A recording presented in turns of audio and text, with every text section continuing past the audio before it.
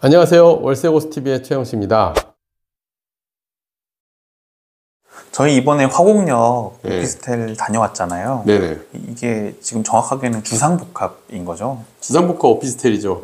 왜 갔다 오자고 제가 말씀드렸냐면 최근에 그 하남 가밀의 더 챔버 오피스텔하고 화곡역의 더 챔버 오피스텔 상가하고 저희가 갑작스럽게 한 4분 정도 상담 신청이 와서 상담을 했었어요. 투자하셨던 분들. 네, 투자하셨던 분들. 잔금을 해야 되는데 좀 어렵다거나 또 문제들이 많다 보니까 현장이 되게 궁금하더라고. 대체 어떻게 적길래 이게 문제가 됐는지. 그럼 이 하남도 그렇고 화곡도 그렇고 둘 다 같은 시행사에서? 네, 같은 시행사에서 둘 다 하이엔드 오피스텔을 표방해 지었는데 지금 둘 다 제가 시세를 확인해 보니까 굉장히 마이너스 폭이 크더라고요. 그래서 한번 현장을 가봤죠.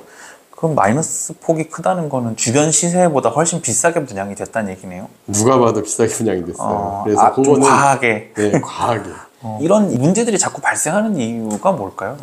아무래도 토지도 비싸게 판매가 됐고 그걸 산 시행사들은 비싼 가격에 분양할 수밖에 없는데 이걸 또 이제 분양 대행사들은 우리가 아파트 분양하듯이 계속 아파트장이 갖춰가지고 가격이 높게 분양을 했는데 또 시장 상황에 맞춰가지고 또 분양이 됐다라는 게 또 문제가 되죠. 제가 그래서 이거를 좀 이따가 자세하게 풀어볼 건데 거기 앞으로 시세나 이런 것들에 대해서도 한번 얘기 나누면 좋을 것 같습니다.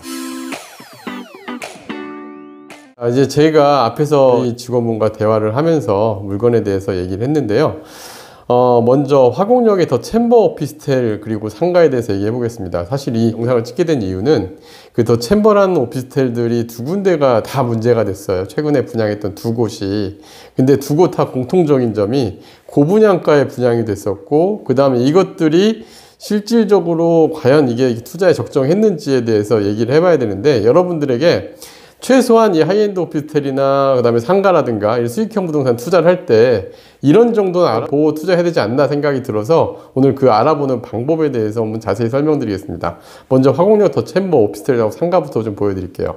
저희가 최근에 상담했던 분들이 다 이걸 계약을 어떻게 해지할 수가 없냐, 어떻게 방법이 없다, 임대도 안 맞춰진다 이랬는데 하이엔드 오피스텔, 더 챔버 오피스텔 화곡역 상가의 위치는 분양을 할 당시에 보면 저희가 분양사무실도 갔다 왔었는데 입지가 좋아서 분양사무실도 갔었고 분양 직원들이 저희한테 홍보할 때 갔었었는데 그때 위치가 좋으니까 분양가를 제가 보지 않고 봤을 때는 그래 분양은 될 수 있겠다 해서 가봤어요. 그런데 생각보다 너무 높은 분양가였고 입지로 봐도 장점이 있어 보이지만 먼저 상가 부분부터 보면 제가 이제 화곡역 같은 경우는 강서구의 대표 상권이었습니다. 마곡지구가 들어서기 전에는 강서구에서 가장 대표 상권이었고 임대료도 상상 이상으로 좀 비쌌어요. 1층 상가 같은 경우 전용평당 30만 원이 넘는 임대료 형성이 돼 있었고 지금도 메인 상권 같은 경우는 그래요. 근데 화곡역 상권의 특징이 저희가 딱 가보면서 느낀 건데 메인 상권과 딱 도로 하나만 건너면 빌라 지역들이 혼재해 있는 지역으로 상권이 갑자기 달라집니다. 근데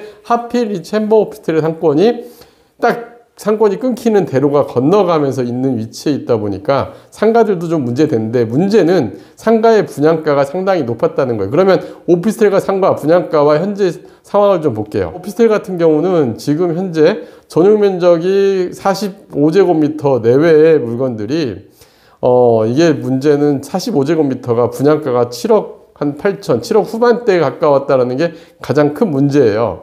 근데 최근에 보니까 월세가 결국 시간이 지날수록 그 지역의 시세에 맞춰가는데 한 2,160만 원의 매물이 거래가 됩니다.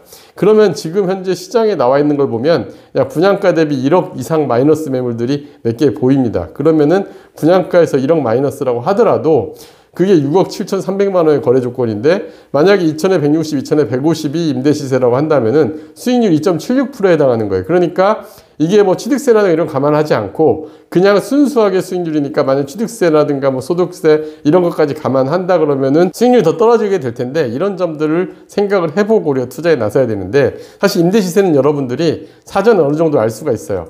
제가 요거를 그 하남 더 챔버 당시에 분양할 당시에 마곡에 있는 양천양교역, 9호선 양천양교역 지하로 연결되어 있고 컨디션 훨씬 좋습니다. 일단 2000세대고 하남 더 챔버 같은 경우는 겨우 154세대 오피스텔이니까 건물의 퀄리티도 차이가 나다고 생각합니다.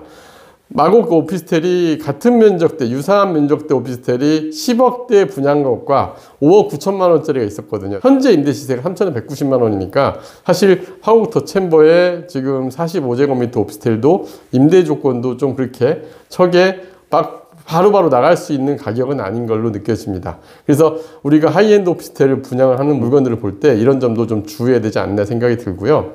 상가는 더 문제가 심각했어요. 화곡 더 챔버 현재 문제점의 상가는 지하 2층이 지하로 화곡역 연결되는 분명히 장점은 있지만 지하 2층이 전용 평당가 9천만 원대, 지하 1층은 8천만 원대, 지상 1층은 1억 3천만 원대에 분양을 했는데 저희 사무실이 있는 마곡 근처에서도 저 정도 가격이 아니거든요. 저거에 반값도 안 되는 가격들에 거래가 됩니다. 물론 1층 상가 같은 경우는 위치에 따라서 가격이 가는 것도 있지만 지하 1층, 지하 2층 임대료를 가지고 역산을 해봤을 때 제가 예상하기로는 한 1, 2%대 수익률이 나오지 않을까 생각하는 가격으로 나오다 보니까 현재 시세라는 게 좀 어렵지 않나. 그래서 이런 것들이 다 나중에 들어 쓰게 된다 한다면은 한번 저렇게 지하 2층 상가가 전용 10.74평이 9억 6천만 원, 지하 1층 상가가 전용 7.72평 6억 1천만 원에 분양을 할 때 좀 가격이라는 걸 좀 더 알아보고 투자 안 했으면 어땠을까 하는 아쉬움이 존재했습니다. 한 곳 더 본다 그런다면 카남 가밀지구에 더 파크로지아라는 오피스텔이 분양을 했었는데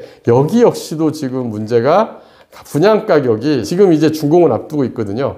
1억 2천 이상 마이너스 되는 매물들을 쉽게 확인할 수 있었는데 심지어 마이너스에 사더라도 임대 조건 주변 시세 감안해보면 한 3% 정도 수익률이 될까 말까 한 임대 수익률이 나온다는 것도 우리가 알고 계셔야 될 것 같습니다. 그래서 제가 이 수익형 부동산 투자할 때 누누이 계속 얘기했어요. 계속 얘기했던 게 뭐냐면 시세 파악을 정말 잘해야 된다. 우리가 아파트하고는 다르다. 아파트는 어느 정도 매매 시세라는 게 KB 시세라든가 실거래가 시세를 확인할 수 있지만 상가 오피스텔은 그렇지 않다는 거. 그래서 시세 파악에 주의해야 된다는 거 계속 강조해도 정말 중요하다는 거 말씀드립니다.